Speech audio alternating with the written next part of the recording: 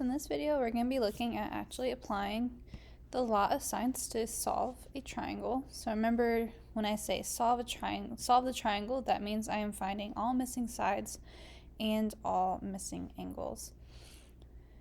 And so when we're looking at this, we're wanting to use law of sines. So again, that was sine of A over A equals sine of B over B, or the other way around that we talked about in the previous video. And so looking at this, I need to figure out where I should start. I'm going to go ahead and first label my sides just so I know what those are. C is already labeled. I know the side opposite of angle A is lowercase a, and the side opposite of angle B is lowercase b. And so I see that I am missing my side length C, and I'm missing angle measures B and C.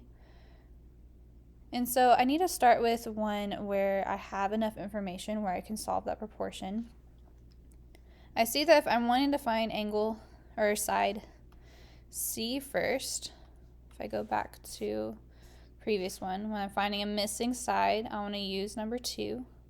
So that would mean C over sine of C. It's equal to, I can choose A or B. I'm going to go ahead and choose A because I have both angle A and side length A.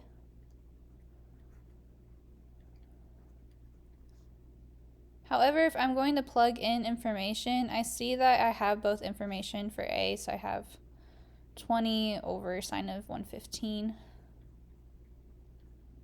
However, for C, I don't know my side length C, and I don't know my angle C. And so I can't solve this proportion right now because I don't have enough information. I need to know my side length, or I need to know my angle first. So I can't start there. So I need to start with finding one of the angles first. We had that warning that we need to make sure that we find an acute angle first. However, I see that both angle C and angle B are both acute, so it doesn't matter which one you find first. I'm going to go ahead and find angle B first. And so going back, if I'm finding a missing angle, I want to use number 1. So I want to have my sines on top.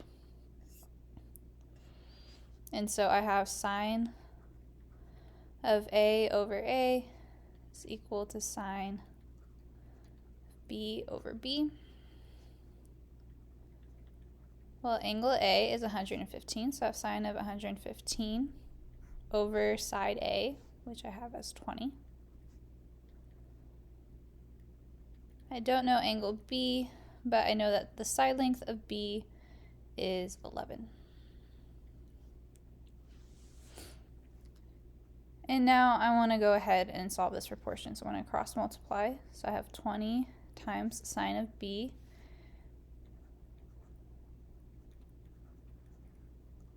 is equal to 11 times sine of 115.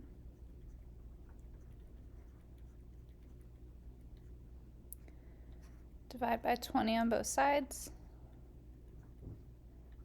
And I get that sine of B is equal to this whole expression.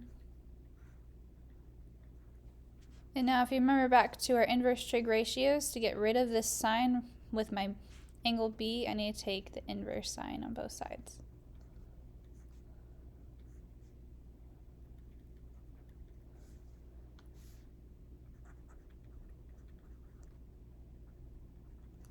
And so to figure this out, I need to go back over to Desmos. So I want to go to functions, sine inverse.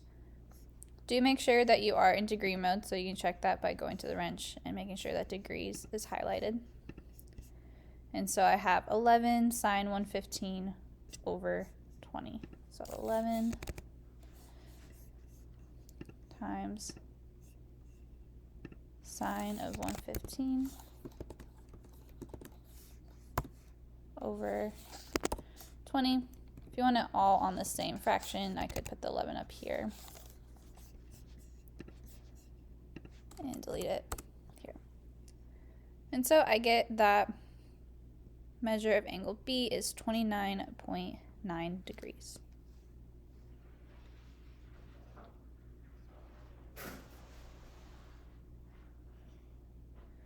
And so you could go through the same process to find the measure of angle C. However, first you will notice we will run into that same problem because we don't know angle C or side length C. And so you would actually, just to do something a little bit easier, is remember that all the angles in a triangle add up to 180. And so measure of angle C plus 29.9 plus 115 is equal to 180.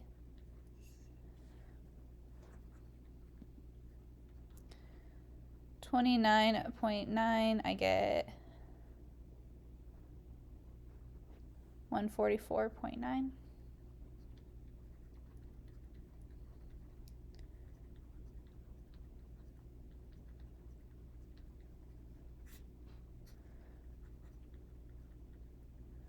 So if I subtract that from both sides, I get 35.1 degrees.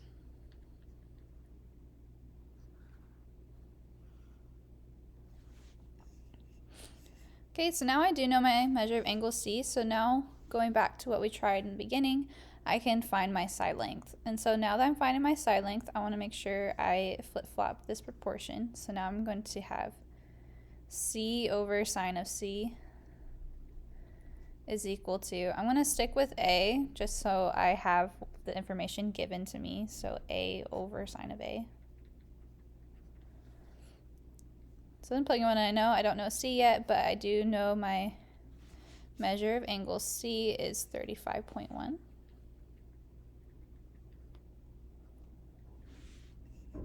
It's equal to 20 over sine of 115.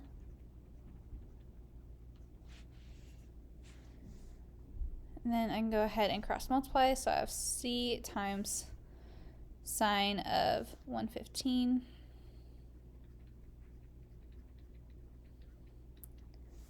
is equal to 20 times sine of 35.1.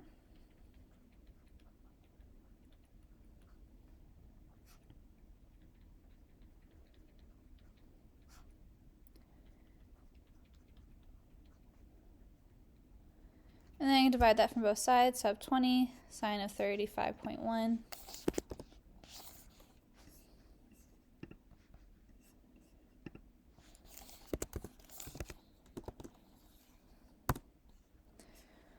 over sine of 115.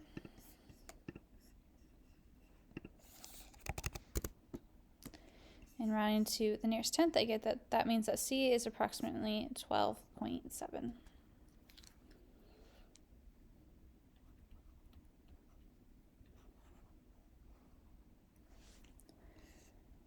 Okay, so it's a little bit of a lengthier process, but that is how we get all of our missing measures.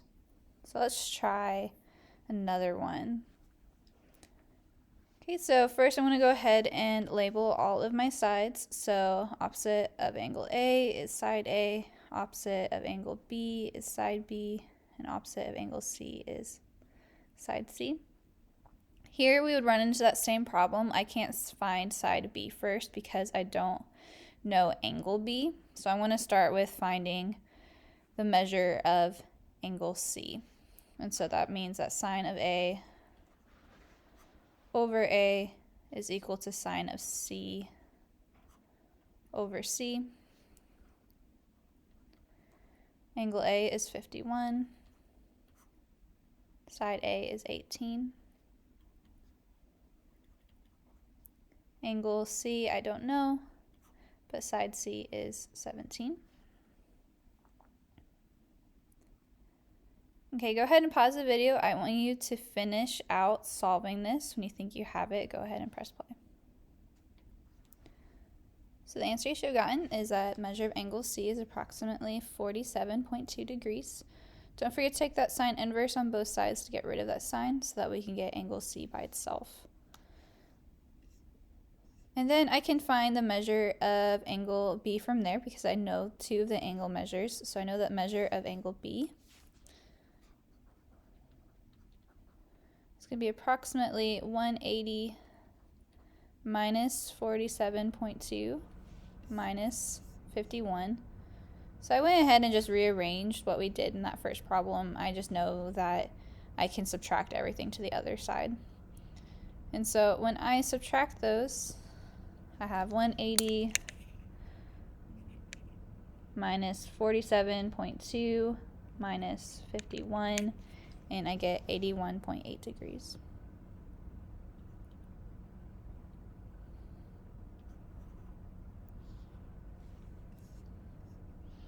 And so now from here, I can go ahead and find side B because I know my angle B. And so to do that, I have my side now on top. So B over sine of B, because I'm finding a side length, is equal to, I want to again stick with A because I already have those given to me. So A over sine of A.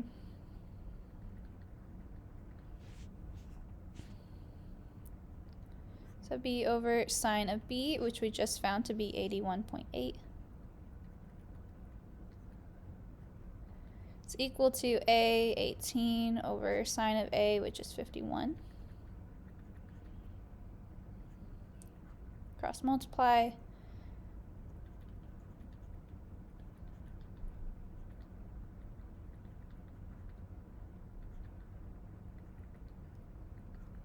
And then divide by sine of 51.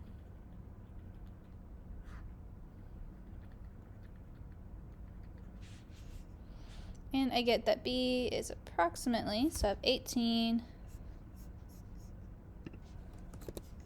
sine of 81.8 over sine of 51. Oops, I didn't get that here.